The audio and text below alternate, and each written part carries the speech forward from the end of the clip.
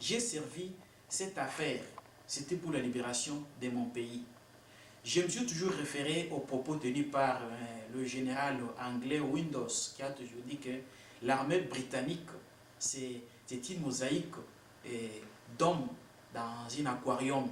Alors, les militaires, c'est quelqu'un qui reçoit une formation illimitée, qui est là pour défendre sa nation en cas où on aura besoin de lui.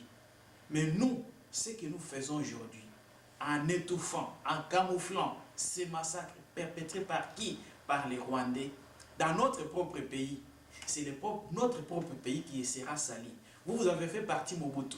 Vous avez combattu Mobutu depuis belle lurette. Mais voilà, le moment est venu pour nous aujourd'hui de chercher à blanchir l'image du Congo auprès de la communauté internationale et auprès de nos propres concitoyens. Moufou dira que Joseph a dit non. On a envoyé les bateaux, nous avions gardé le mal des eaux dans la résidence de Mokolo Apombo, derrière la maison. On cherchait maintenant des voies et moyens comment on devrait aller brûler ces eaux. Et à ce moment-là, il y a eu déjà des inspecteurs de l'ONU à Kinshasa et on nous a donné l'ordre d'aller saisir les dupes des Nations Unies basées à Mbandaka. Et je me suis toujours référé à Mapassa, c'est un homme d'affaires de l'Équateur qui me disait que commandant, Bino Boyebi, c'est-à-dire vous savez comment conduire toutes sortes de véhicules. En tout cas, ça c'est extraordinaire. Alors maintenant, Moufo a dit que si tu continues à insister, je vais te montrer qui suis-je. Moufo, directement, on a fait appel au bateau Bobo. Là, ce sont des détails, on en reviendra ultérieurement, je les ai déjà expliqués à l'époque lors de ma première interview. Alors maintenant, c'est la raison pour laquelle moi j'ai été envoyé au front là, au nord Ubangi, que je ne dois plus retourner à l'état-major général, ni à Kinshasa, avec comme objectif, c'était ma disparition totale, c'est-à-dire mon élimination physique. Dès que je suis arrivé à Gemena, je dis rencontrer James Kabarebe qui est venu me trouver. L'État à l'époque le patron de l'ANER. L'ANER c'est le service de renseignement intérieur du pays. Et monsieur Sassompo, à l'époque le commandant centre bataillon Delta basé au Kanchachi, au centre supérieur militaire. Et non loin en fait de Biza, Biza Delvaux.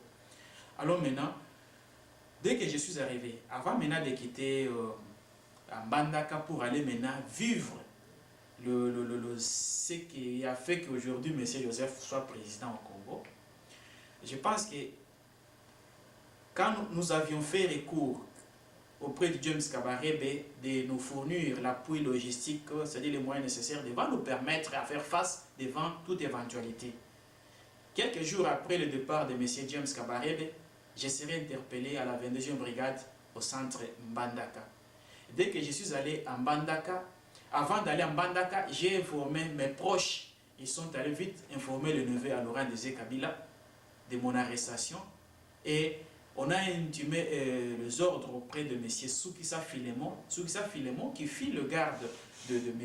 Gasson Mouniango. Gasson Mouniango qui avait renversé Mbandaka. Et si vous voyez, j'ai déjà fait ces détails à l'époque.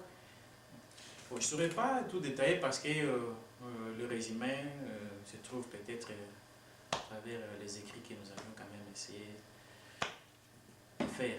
Bon,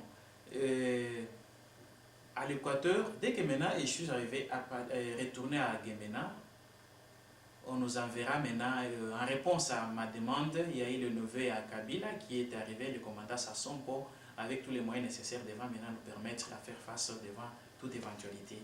Et quelques temps après, j'étais dans l'obligation, avec le concours de lui, le neveu à M. Laurent Désiré Kabila, de retourner à Kinshasa. Dès que je suis arrivé à Kinshasa au début août 98, ma première mission, mon but était tout d'abord de rencontrer Laurent Désiré Kabila lui-même en personne, en tant que l'un des responsables, l'un des précurseurs de l'AFDEL.